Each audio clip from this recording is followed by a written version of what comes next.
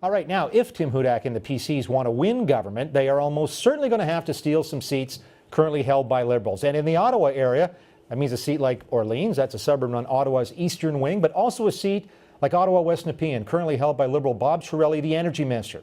Challenging Chiarelli for the second time in as many elections, Progressive Conservative candidate Randall Denley. Good to see you. Yeah, pleasure. So, the last time we were just chatting before you came on, it was a 1,000 vote difference, and as you mentioned, 45,000 cast, so that was pretty close. Yep. How do you narrow the gap and get over the top this time? I say a combination of hard work and good policies.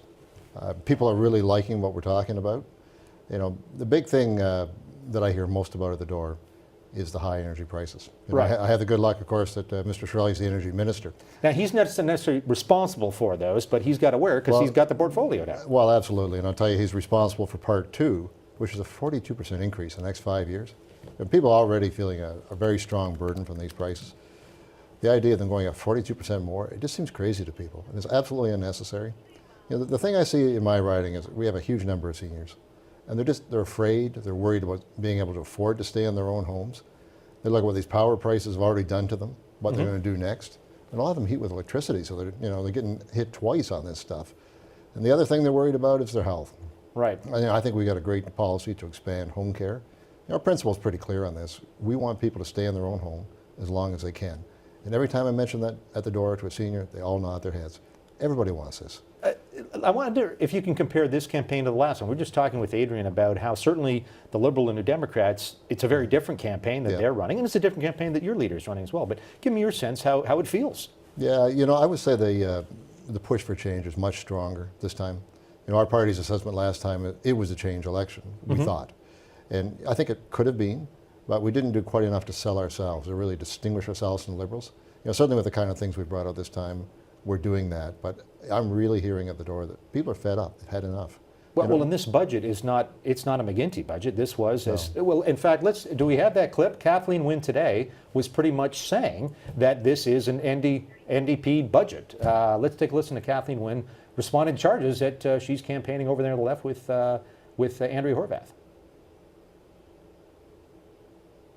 What I'm hearing from our candidates is that there are a lot of questions about why the NDP didn't support our budget.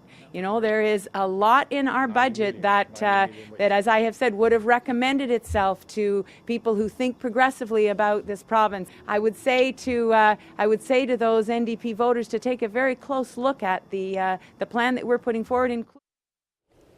And I think that was the clearest indication yet that Wynne is essentially admitting, yes, she tabled an NDP budget. So that, I assume, has got to make it easier for a party that's saying, great, we're in the center, center right. Yeah, absolutely. And that's why I'm hearing so many Liberals at the door, the sort of remnant fiscally responsible Liberals. Right. It sounds funny when you say it, but there are definitely people who've been Liberal supporters who do understand that we just can't keep borrowing $1 billion a month to get by.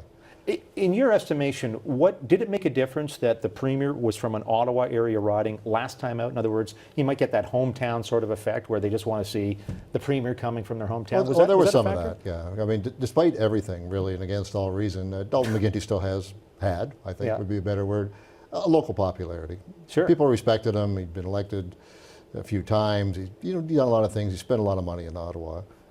And he sold a great story last time. Everything was fine in Ontario. Right. Yeah, happy times are around the corner, folks. Nothing to worry about. Well, of course, we know that wasn't true. And it led to 2.5 years of just digging deeper and deeper into the hole. And this is what people are worried about.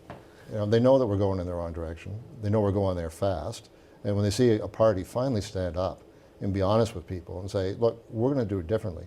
We're going to lay out our plan. We're going to turn this thing around so seniors don't have to worry about heating their house. I was talking to a guy the other day. He said, it was almost dusk when I was at his house. I thought there was nobody home. He comes to the door. He's got one little light on. He said, I don't like to turn my lights on. It's too expensive. Is that so? Yeah. I don't even like to use my stove, the guy says, because it's too expensive. Wow. I mean, this is people in their 80s. They're maybe making $18,000 a year in pensions.